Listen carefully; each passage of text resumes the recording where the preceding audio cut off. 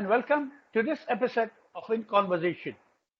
Today, we have with us Mr. Abheek Barua, the Chief Economist of HDFC Bank. Abheek is a distinguished double MA, one from the Delhi School of Economics and the second one from the University of Maryland in the United States.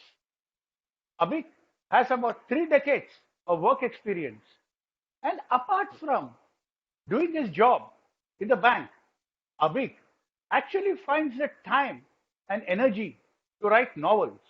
And yeah, they have nothing to do with economics. Welcome to the show, Abheek. What do economists actually do? In very simple language. And I've often wondered myself what exactly it is that economists do.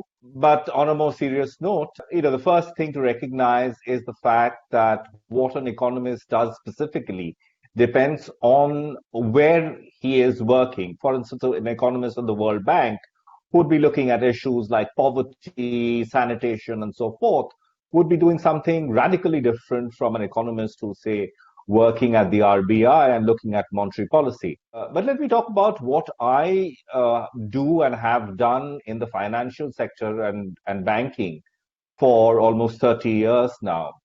As you would sort of appreciate, banking is what we call a play on the economy. Virtually everything that banking is about has a connect with the underlying economy. First, advise internal clients of the bank, particularly senior management, but also some of the business people on where some of the key variables that their day-to-day existence sort of revolves around, like credit and deposit growth, how they're likely to move. Number two is advising external clients on things like exchange rate movements, interest rate movements, and so forth. And thirdly, interpreting government and RBI policy for the key decision makers within the bank. How much of economics is art and how much of it is science? Is it more art or is it more science? Rather I think it's a bit of both. So if by science you mean systematic analysis of data, of trying to predict events and changes on the basis of analytical models, yes, there is a lot of that involved. But beyond that, I think there is a lot of intuition. There is a lot of exercise of experience that is involved in ultimately gauging what will happen to some of the key economic parameters or variables that I mentioned, and that you could sort of describe as an art. Often it becomes a bit of an occult art because you use all kinds of very strange techniques or thought processes to arrive at a conclusion which might not seem entirely logical and rational and theoretically tight as people would perceive it to be. In the post-pandemic world, people are extremely worried about how safe are their jobs, how safe is their income. How do you think the Indian economy is going to fare going forward? 3 months, 6 months, 1 year? What we see today is that things are not as bad as we had predicted then. And certainly the kind of job losses or salary reductions that we had anticipated and taken decisions on that basis have not panned out. That said, I certainly wouldn't want to play this down because there are pockets of the economy, maybe not just pockets, but swathes of the economy that have been that are outside really the catchment of this formal white collar segment that are hurting and will continue to hurt. Clearly, there are some sectors which are very, very closely dependent on their existence and business on physical contact, hospitality, civil aviation. I hear education also has been very, very severely impacted on by the pandemic, and it will sort of take a while for them to recover. We are not entirely sure of how the informal sector, particularly the SMEs in the manufacturing space and informal services are doing, but I suspect there are problems there. My sense is that this will be over sooner than a lot of people anticipate or had anticipated in the past. So when the pandemic hit us, we were sort of prepared for a long, deep depression. I think it's going to be more sort of a deep decline, but a reasonably sharp recovery from those levels, given that the pandemic is brought under control, a vaccine is introduced and rolled out with some degree of success. But by soon, I certainly don't mean next month or the next week.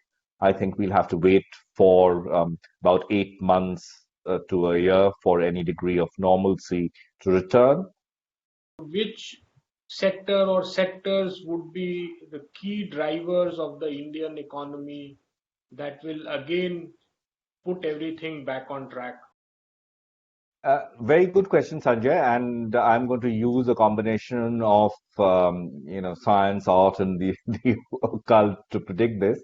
There have been some sort of surprise sectors, automobiles, for instance, that seem to be doing very well.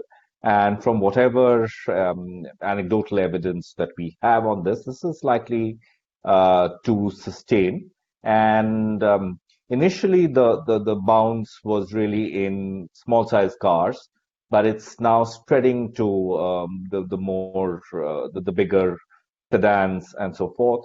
What is encouraging is that smaller trucks, the LCVs, have also made a bit of a comeback. Construction equipment, which is often clubbed with trucks and LCV and commercial vehicles, those are doing well, which seems to suggest there is a pickup in infrastructure related investment activity. And then there are sort of the no-brainers. Pharmaceuticals in this kind of pandemic, you would expect pharmaceuticals to do well. I think that will sort of drive the engine forward. Then, of course, there is this FMCG pack, which is relatively insulated from the business cycle, which has been doing quite well. Again, there are a couple of surprise sectors. Commodities, steel, aluminum, for instance, seem to be doing well. Part of it is related, of course, to this bounce in the auto sector. The cars, of course, need inputs of flat steel, aluminum, and so forth. And again, with infrastructure activity picking up, driven largely by government effort, that's also sort of creating a demand for steel. Of course, there's this long-term, I would say long-term, a medium-term story, which is a little different, where there are questions about whether there would be more diversification of supply and sourcing from China, and whether we can get a piece of the action. And this is because of both the pandemic, which has sort of exposed the risk of depending too much on one single economy, and also because of simmering political tensions between China and the US, and whether we can sort of get a piece of the action as an alternative supply base, got investments in areas like telecom handsets, electronics, and so forth. So diversification away from China would be a significant benefit from us. And my sense is that in a number of sectors, we are prepared to facilitate this diversification and switch to alternative sourcing.